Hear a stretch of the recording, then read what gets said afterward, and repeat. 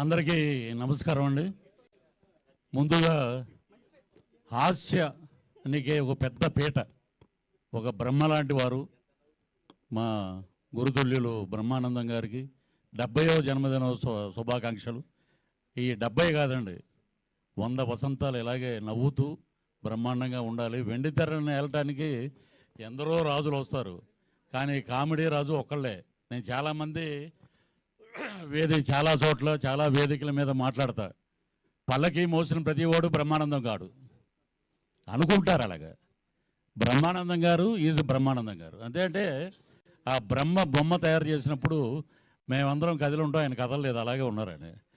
ఆయన గురువు గారు చాలా ఒక ఇంటర్వ్యూలో చెప్పారన్నమాట. సర్కస్ లైట్ అలా తిరుగుతా వచ్చి మా గురువు గారి మీద అలా ఉండిపోయింది అంతే. అది కదలదు, అది 100 ఏళ్ళు పైన అలాగే ఉంటుంది.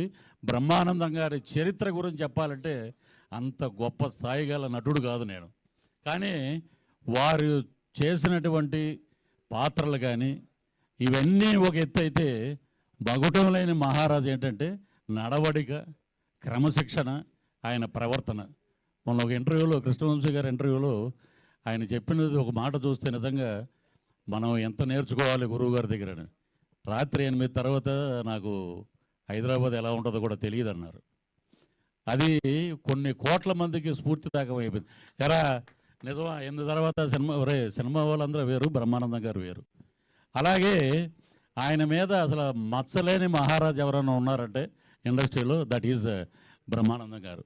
ఎన్నో ఇప్పుడు పద్మశ్రీలు కాదు, పద్మ విభూషణలు రావాలి. కేంద్ర ప్రభుత్వం ఇంకా అద్భుతంగా గుర్తించాలి.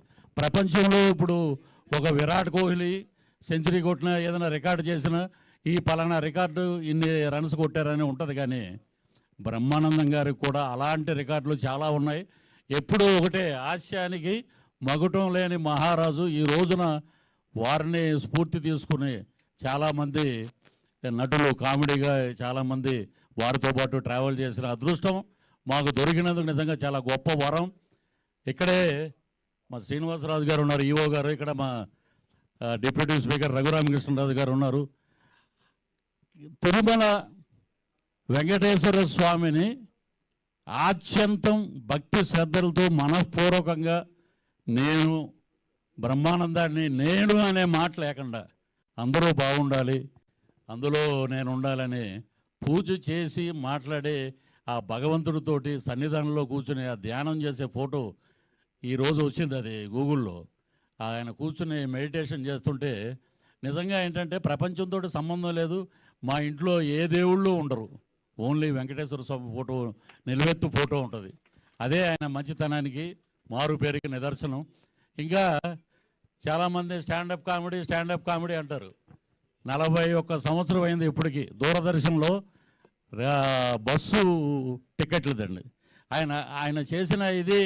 మాకు అక్కడ తాడేపల్లిగూడెంలో విజయ టాకీస్ అనేవి ఉంది, అక్కడ రాజుగారు అని ఉంటారు స్టిల్ ఫోటోగ్రాఫరు.